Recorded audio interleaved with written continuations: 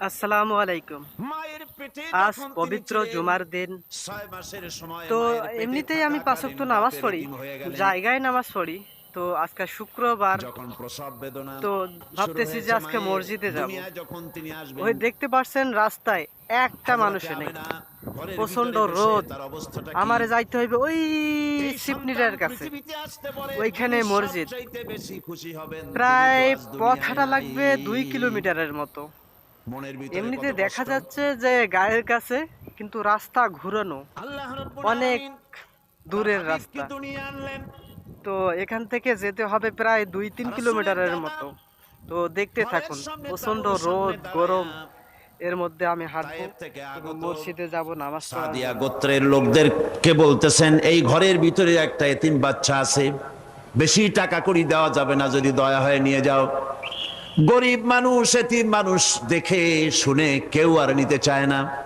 সবশেষে এলেন ভাগ্যবতী মেয়ে, ভাগ্যবতী মহিলা হযরতে হালিমাতুস সাদিয়া।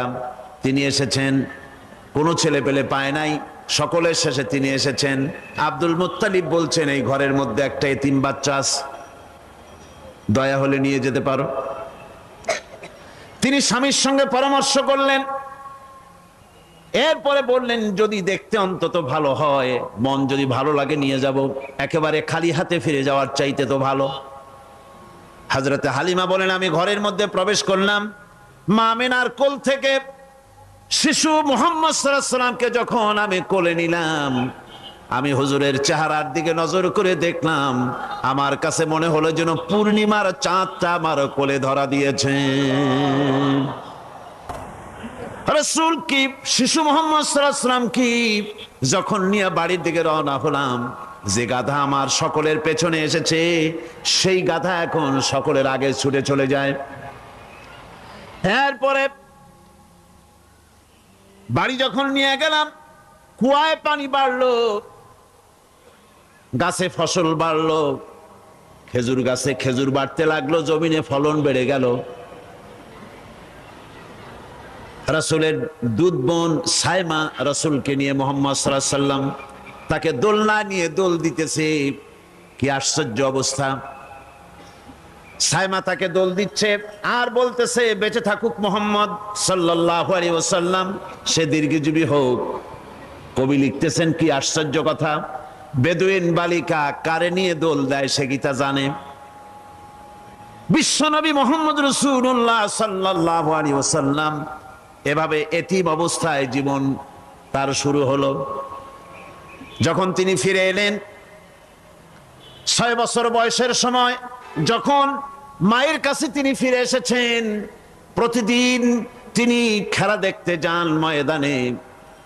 ইতিহাসের মধ্যে লেখা হয়েছে, মা প্রতিদিন সন্ধ্যার সময় তাকে ফিরে পান। আজকে সন্ধ্যা হয়ে গেছে, শিশু মুহাম্মদ সাল্লাল্লাহু আলাইহি সাল্লাম বাড়ি ফেরেন না। কারণ কি, কেন বাড়ি ফেরে না? সন্ধ্যার দিকে তিনি চলে গিয়েছেন পাহাড়িয়া ময়দানে, যে দেখেন ধুধু করতেছে চতুর্দিকে, সন্ধ্যা হয়ে গেছে, অন্ধকার হয়ে গেছে, কোনো ছেলে পেলে নাই, কেউ নাই। পাহাড়ের পাদদেশে বসে শিশু মুহাম্মদ সাল্লাল্লাহু আলাইহি সাল্লাম কাঁদতেছেন। মা প্রশ্ন করলেন, বাবারে, সন্ধ্যা উত্তীর্ণ হয়ে গেল, কেন একা একা বসে বসে কাঁদো?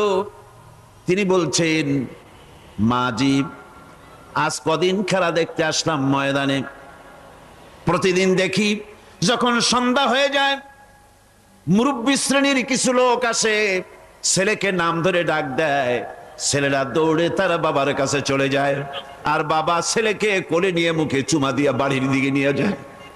আমি আজ কদিন পর্যন্ত এই ময়দানে এলাম, কোনদিন সন্ধ্যা বেলায় তো কেউ এসে আমাকে মুহাম্মদ বলে একটা ডাক দিল না। আমার আব্বা কি নাই? আল্লাহ রাব্বুল আলামিন বলেন, আলাম ইয়াজিদকা ইয়াতীমান ফাআওয়া। এরকম এতিম অবস্থায় পেয়ে আমি কি আপনাকে আশ্রয় দেই নাই? আপনাকে আমি পেয়েছি এতিম অবস্থায়, এরপরে আমি আপনারে আশ্রয় দিলাম। ওয়াওয়াজাদাকা দাল্লান ফাহাদা। এরপরে আমি আপনাকে পথ হারা পেলাম, আমি আপনাকে পথের দিশা দিয়া দিলাম। وَوَجَدَكَ عَائِلًا فَأَغْنَى, এরপরে আমি আপনাকে দরিদ্র অবস্থায় পেয়েছি, তারপরে আমি আপনার দারিদ্র মুক্ত করেছি আপনাকে। মানুষ যখন ভিক্ষা নিতে আসে, গরিব মানুষ ভিক্ষা চাইতে আসছে, ওই মেয়ে আত্মাহিত জানো, দোয়া কুনুত জানো, বাড়ি যেয়ে কাজ করবা, এই সব আজে বাজে কথা বলিয়া ভিক্ষা দেয় না। সাহেলকে ধমক দিতে রাসূল করিম সাল্লাল্লাহু আলাইহি ওয়াসাল্লাম নিষেধ করেছেন, সাহেলকে ধমক দিও না। গাড়িতে বসে যাচ্ছেন সাহেব, ট্রাফিক মোড়ে যখন সিগন্যাল জ্বলল, গাড়িগুলি দাঁড়ায় গেল, ফকির এসেছে, হাত নাই পাও নাই, বুড়া মানুষ, একটা পয়সা বার করে না। আবার এই মানুষটি ওই ফকিরকে ধমক দিয়া বার করে দিল। এরপরে এই লোকটি যখন কোনো মাজারের কাছে পৌঁছে গেল, 500 টাকার কড়কড়ে নোটটা ফেলে দিল। বলেন টাকা দরকার কার? মরা মানুষের না জিন্দা মানুষের? কার দরকার? যার টাকা দরকার ছিল তারে দেওয়া হলো না, যার দরকার নাই তারে দেওয়া হলো। এরপরে লোকটা না খেয়ে যখন মারা গেল, পথের ফকির, রাস্তার ফকির, না খেয়ে মারা গেছে। এরপরে তার কাফনের কাপড় নাই, লোকটাকে রাস্তার উপরে শোয়া একটা ছেঁড়া কাপড় দিয়ে ঢেকে রেখেছে। বড় লোকেরা, সাহেবরা তখন গাড়ি দাঁড় করে আর 5টা টাকা 2টা টাকা করে তার লাশের উপরে মারতেছে। এটা মানবতার এর চাইতে লাঞ্ছনা, মানবতার জন্য এর চাইতে গঞ্জনা আর কিছুই হতে পারে না। মানবতার প্রতি লাঞ্ছনা এর থেকে আর দুর্গতি কি হতে পারে? একবার তিনি ঈদের দিকে নামাজ পড়ার জন্য যাচ্ছেন, প্রতিমধ্যে দেখেন একটা বাচ্চা ছেলে কাঁদতেছে। এই রাস্তায় কত মানুষ গেল, কেউ দাঁড়ালো না থমকে, বাচ্চার ক্রন্দন কাউকে থামাইতে পারলো না।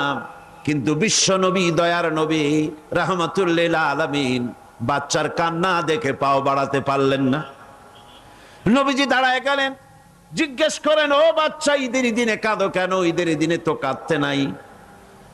বাচ্চা বলে, তোমার কাছে বলবো না, আমি সেই সকালবেলা থেকে বসে আছি, আমি যদি মক্কার আব্দুল্লাহর পুত্র মুহাম্মদ রাসূলুল্লাহ সাল্লাল্লাহু আলাইহি সাল্লামকে পাই, মনের দুঃখ তার কাছে বলবো। বিশ্ব নবী জমিনের উপরে বসে পড়লেন, বাচ্চারে কোলের উপরে উঠায় বলেন, বাচ্চা বলো কি তোমার দুঃখ? তুমি যার জন্য বসেছো আমি তো সেই এতিম নবী, কি বলতে চাও? বাচ্চা বলতেছেন, ইয়া রাসূলুল্লাহ, আমার বাবা মারা গেছে, সেই ছোট্টবেলায় একেবারেই তখন মায়ের পেট থেকে আমি আসার পর বাপ মরে গেল, আমার মা আর একজনের সঙ্গে বিয়ে বসেছে, সেই পুরুষটি আমারে দেখতে পারে না, আমার মা যদি আমারে কোলে করে এসে সহ্য করতে পারে না, আমারে চুমা খাইলে সহ্য করতে পারে না, আমারে খাবার দিলে মা মার খায়।